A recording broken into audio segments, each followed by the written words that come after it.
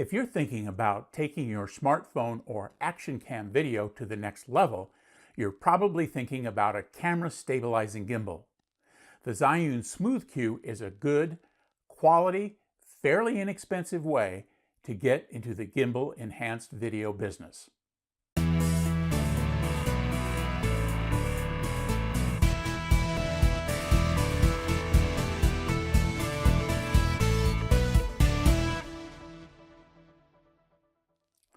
The Zhiyun Smooth Q is one of several fairly inexpensive gimbals on the market and one of many gimbals produced by Zhiyun.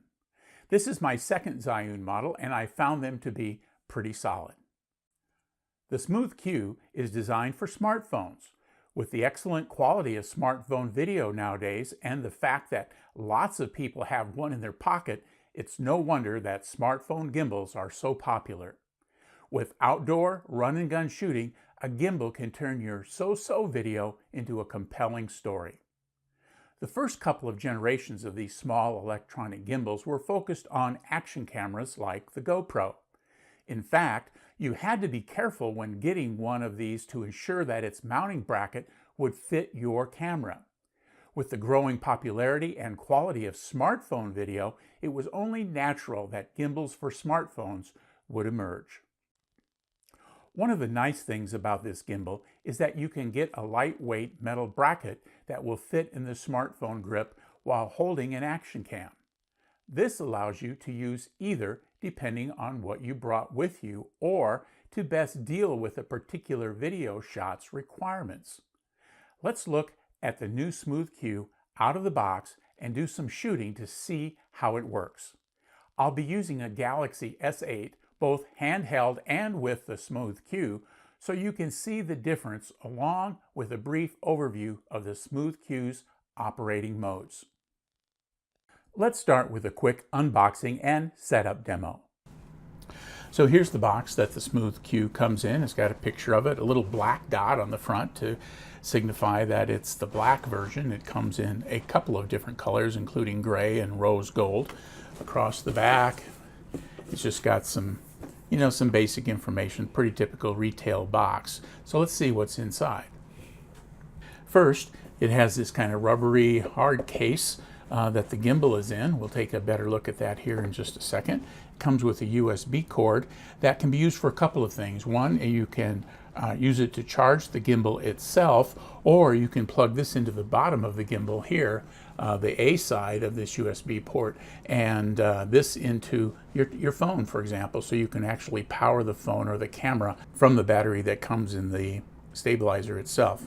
And then it comes with a pretty long strap that you can use to connect here to the case.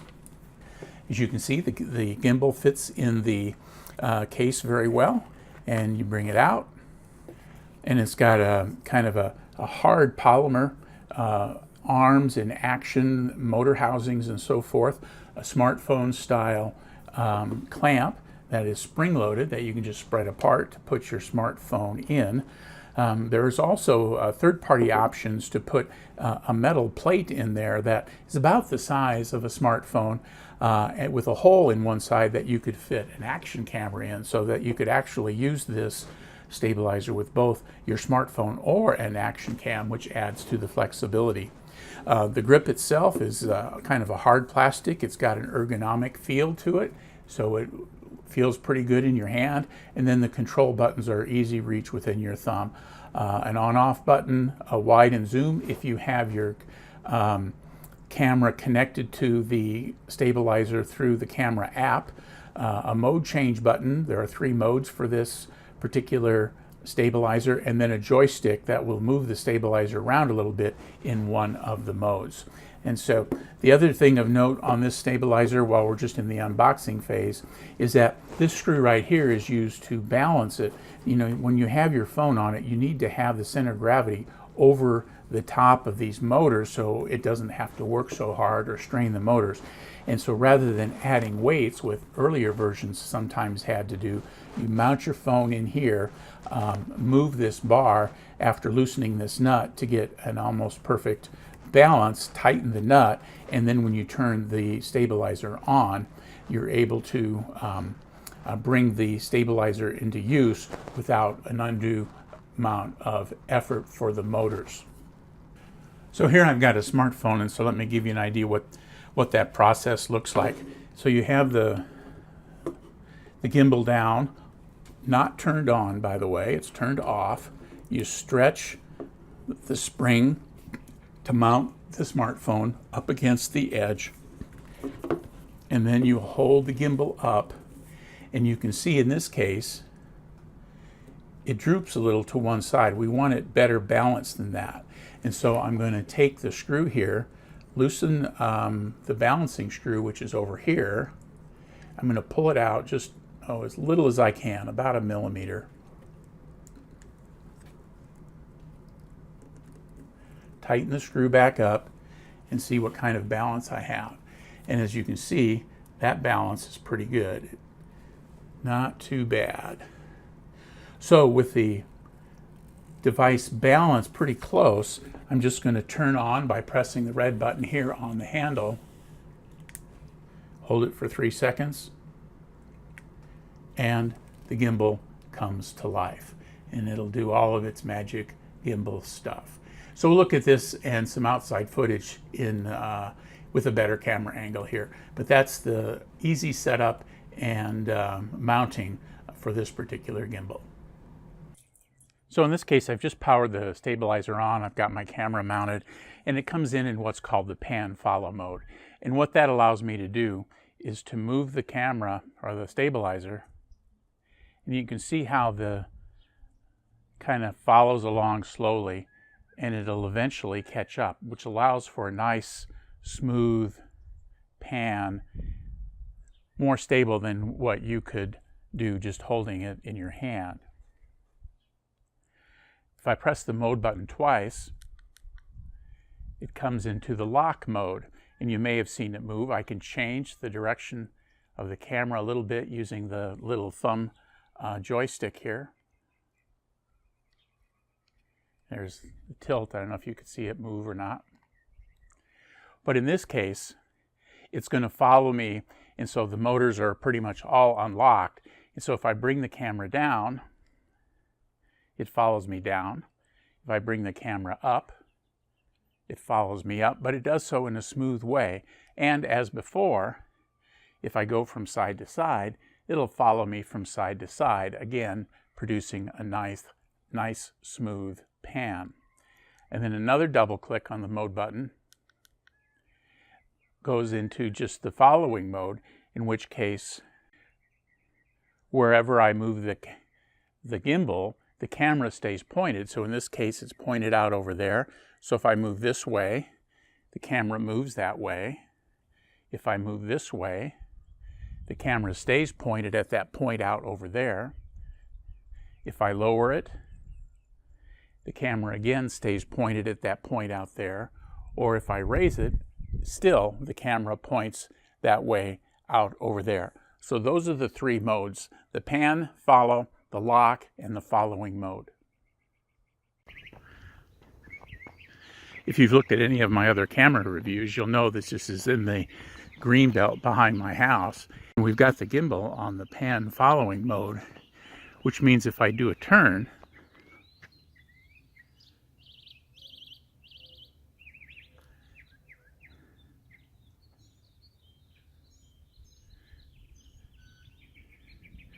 the camera does a nice smooth pan while it's mounted here in the gimbal. And as I'm walking, things work just pretty smoothly. So now I've just put the camera into the locking mode, and what that's going to do is it's going to cause the pan to pan like it did before, but if I push down, the camera will follow down, or the camera will follow slowly up.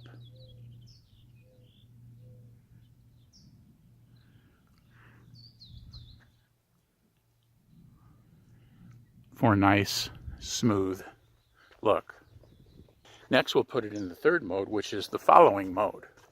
So in this case, I've got the camera kind of pointed down the center line of the the green belt. And if I lower it, the gimbal, it stays in the front. If I turn, I'm turning side to side at my waist now, going back and forth, and it follows, and it keeps the camera pointed there, kind of at the back of those mailboxes in the neighborhood. In this shot, I'm just hand holding the S8. You can see that it's probably not as smooth as the video shot with the gimbal. And as usual, when I came out to do the shooting, a guy started up a big lawn machine and an airplane flew over. So we've got a little background noise. Here's a pan with me just pivoting at the waist and going up and down for you to compare with the gimbal shots.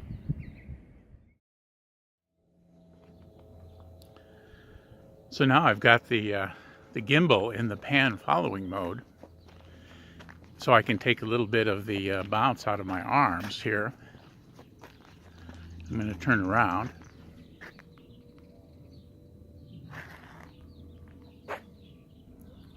You can see the camera puts my face back in it.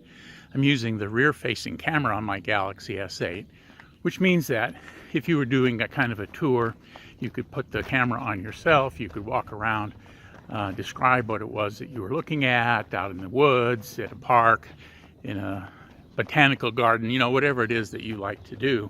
Just kind of holding the gimbal out at about a 45-degree angle from my face. It's probably just 18 or 20 inches away. I don't have my arm fully extended, but this would allow me to keep myself in the view while explaining some of the things I might be looking at or what we were about to do. I really can't complete this review of the Smooth Q 3-axis gimbal without talking a little bit about the Zhiyun Play app that you can download for your smartphone to control the gimbal and to make use of some really cool features. Now, there are a couple of really good videos on YouTube, one of them from Zhiyun itself that explains the app in detail, so I'm not going to go into that kind of detail other than to say that the app really allows you to do some cool things. One, you can control some of the things in the gimbal itself. So you can calibrate it, you can control the speed at which it pans to the left or tilts up and down and so forth when you use the joystick. You can do time-lapse photography with the app. In that case, again, connecting the app to the gimbal via Bluetooth, you can set the start point and the end point, and then the camera will take pictures according to the settings you put. For example, one photo every 3 seconds or every 5 seconds. Then, as it's taking those photos, the gimbal will move from the beginning to the end. So it gives you kind of this panoramic time lapse, which is, you know, a little bit more interesting than just a static time lapse. The other neat feature that is part of the app is that when you get the camera focused on someone, you can touch that person, kind of draw a box around them, and the camera will then keep that person in view, which means that in communicating with the gimbal itself, the app will allow the gimbal to turn left and right, you know, do the panning or the tilting to follow that person. Again, sitting on a tripod, you can do this for, you know, recording yourself as you walk around an area, give yourself some movement to make the shot a little bit more interesting, and know that the gimbal will keep the camera pointed on you. Those are just a couple of the things that you can do with the app, and it's an important part of getting the most from your Smooth Q. As you can see, the Smooth Q does a very good job of smoothing out video shot by the cell phone. Add your creativity and you'll be producing some great video creations in no time. And priced at right around $100 US, it's an economical addition to your video toolkit. If you found this video helpful, please click on the thumbs up button below the video, and also please consider subscribing to the Gadget Talk channel and click on the bell icon to be notified when I post new videos. Thanks for watching.